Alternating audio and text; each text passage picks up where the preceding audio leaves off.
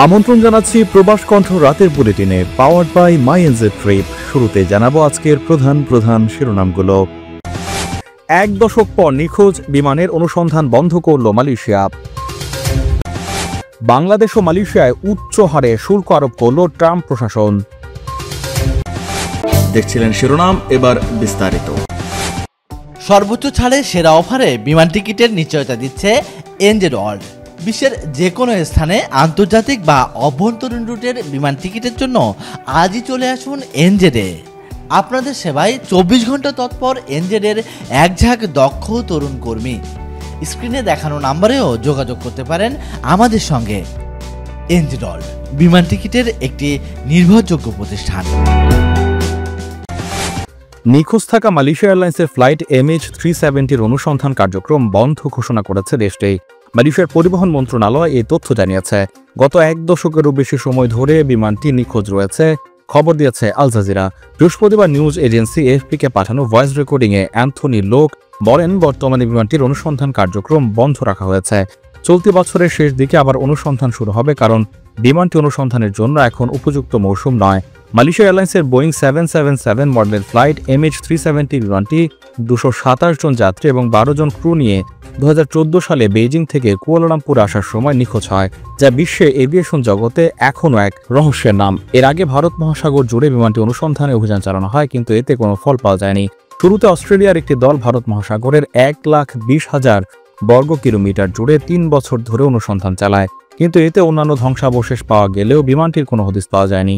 যুক্তরাজ্য এবং যুক্তরাষ্ট্র ভিত্তিক সামুদ্রিক অনুসন্ধান সংস্থা ওশান ইনফিনিটি 2018 সালে একটি ব্যর্থ অনুসন্ধান পরিচালনা করেছিল, তবে তারা এবছর নতুন করে অনুসন্ধান শুরু করতে রাজি হয়েছে। গত মাসে ওশান ইনফিনিটি নিখোঁজ ফ্লাইটের ধ্বংসাবশেষ সন্ধান পুনরায় শুরু করেছে।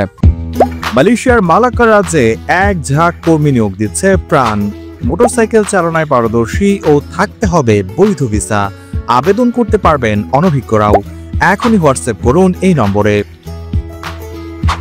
সংস্থাটি বিমানের ধ্বংসাবশেষ খুঁজে না পেলে কোনো অর্থ পাবে না এমন শর্তে অনুসন্ধান কার্যক্রম চালাচ্ছে।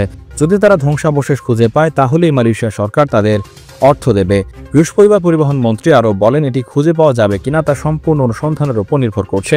কেউই পূর্বানুমান করতে পারে না। 2018 সালে প্রকাশিত চূড়ান্ত প্রতিবেদনে বলা হয়, বিমান দুর্ঘটনার জন্য বিমান ট্রাফিক নিয়ন্ত্রণের ব্যর্থতার কথা উল্লেখ করা হয় এবং বলা হয় বিমানটির গতিপথ হাতেই পরিবর্তন করা হয়েছিল। তদন্তকারীরা 495 পৃষ্ঠার প্রতিবেদন উল্লেখ করেন, তারা এখনও নিশ্চিত নন কেন বিমানটি নিখোঁজ হয়েছিল এবং পাইলটদের বাইরে অন্য কেউ বিমানটিকে পথভ্রষ্ট করেছিল কিনা সে সম্ভাবনা উড়িয়ে দেওয়া যায় না। বিমানটিতে থাকা যাত্রীদের 2/3 ছিল চীনের, বাকিরা মালয়েশিয়া, ইন্দোনেশিয়া, অস্ট্রেলিয়া সহ অন্যান্য দেশের নাগরিক ছিল।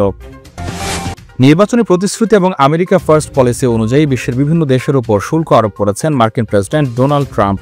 ইউরোপ, এশিয়ার দেশগুলোর ওপর ট্রাম্পের এই শুল্ক আরোপ ব্যাপক প্রতিক্রিয়ার সৃষ্টি করেছে। ট্রাম্পের শুল্কের তালিকায় বাংলাদেশও আছে। বাংলাদেশি পণ্যের ওপর 37% শুল্ক বসিয়েছে মার্কিন প্রশাসন। বাংলাদেশি পণ্যের উপর এর আগে যুক্তরাষ্ট্রে গড়ে শুল্ক ছিল 15%। বুধবার স্থানীয় সময় বিকেল 4টায় হোয়াইট হাউসে এক সংবাদ সম্মেলনে নতুন এই শুল্ক আরোপের ঘোষণা দেন দ্বিতীয় মেয়াদে যুক্তরাষ্ট্রের প্রেসিডেন্ট হওয়া ট্রাম্প। বাংলাদেশের উপর 37% শুল্ক আরোপ করা হলেও মালয়েশিয়াতে শুল্ক আরোপ করা হয়েছে 24%, যেটি এর আগে আরও কম ছিল। এদিকে শুল্ক আরোপের বিষয়টি ঘোষণা করার সময় কোন দেশের ওপর কত পারস্পরিক শুল্ক আরোপ হবে সংবাদ সম্মেলনে তার একটি তালিকাও তুলে ধরেন ট্রাম্প। এই শুল্ক আরোপের বিষয়ে ট্রাম্পের যুক্তি হচ্ছে, নতুন এই রিসিপ্রোকাল ট্যারিফ বা পাল্টা শুল্ক ব্যবস্থা যুক্তরাষ্ট্রকে আবার সম্পদশালী করবে। ধারণা করা হচ্ছে নির্বাহী আদেশের মাধ্যমে প্রায় 100টি দেশের ওপর আরোপ করা শুল্ক বিশ্বব্যাপী অর্থনীতিতে বড় ধরনের প্রভাব ফেলতে পারে। যুক্তরাষ্ট্র লাভবান হলেও ক্ষতিগ্রস্ত হবে অন্য দেশগুলোর বাণিজ্য। অনেক দেশ ডোনাল্ড ট্রাম্পের এই সিদ্ধান্তকে বাণিজ্য যুদ্ধ হিসেবে আখ্যায়িত করছে। বিশ্ব নেতারা এই শুল্ক প্রত্যাখ্যান করেছেন।